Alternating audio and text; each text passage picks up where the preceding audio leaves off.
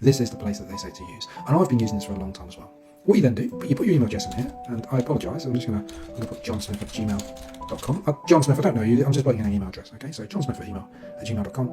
I'll then click on Pwned, give it a moment, and it will then tell me if this has been compromised. So let's have a look down here. So it has been compromised in all of these different locations. So Adobe, that's a famous one, Apollo, all of these, Audi, lots of places it's been compromised. Okay, so let me do it with a proper email address. Let's do it with my email address. So this is not my one I use all the time. This is a very old one, which essentially I don't use. But I'm going to blur it out anyway. But I can assure you that this is 100% my email address. Right, so it's blurred out, but I'll click Pwned, and let's have a look. Oh no, it's been pwned, and it has been pwned, I know that. There's been 14 data breaches. Okay, so let's have a look. So what's famous on there? So Canva, that's definitely famous. We've got Last.fm. I definitely know there's a problem on there. I remember getting an email about that. MySpace, yeah, I actually use MySpace with that email address. Twitter, so some big ones. Right, so they've actually, what's happened has been a data breach. Let's give MySpace as an example. 2008, MySpace suffered a data breach that exposed almost 360 million accounts. So what happens when it means it exposed them? It means that essentially all of the email addresses have been taken out there along with all the passwords. Okay, so that is a problem. Now, why is it a problem? I'm not using MySpace, and who cares if someone's got access to my MySpace account? I don't care. Well, the reason it's a problem is because within that MySpace account, you still got information in there. You probably still get your date of birth listed in there. You might have your address in there. So there is some information. But what's more important is that the email address and the password that you used was MySpace. You might have used it with other locations. I'll give you an example. So I'll set up a spreadsheet. So this is a spreadsheet.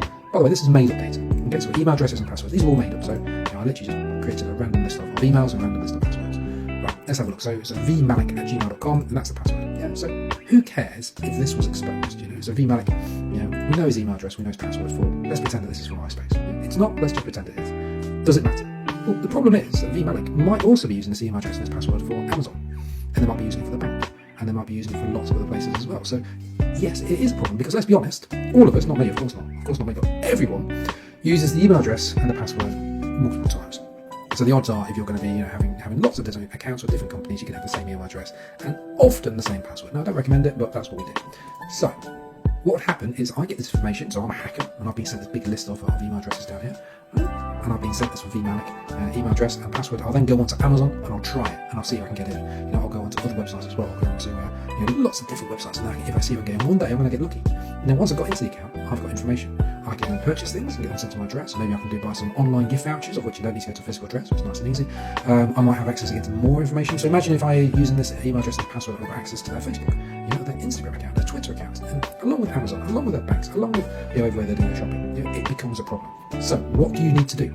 Well, once you put your email address in and you've got this big list of companies or website where there be a data breach, you need to make a change. It's as simple as that. You need to change things. So you need to go on to, in this case, Last.fm, and you need to change your password on that. And there we go.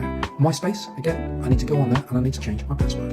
Yeah. All of these websites, here's a Twitter, I need to go and change my password just to make sure that nothing has been exposed to a list of scammers. Well, it has been listed, it has been exposed, but I need to make that change to stop anyone doing anything with it. So it actually says in this MySpace one that email addresses, passwords, and usernames were exposed. That was a compromised data. So go onto those different websites and make those changes, and then they'll keep you safe. Hopefully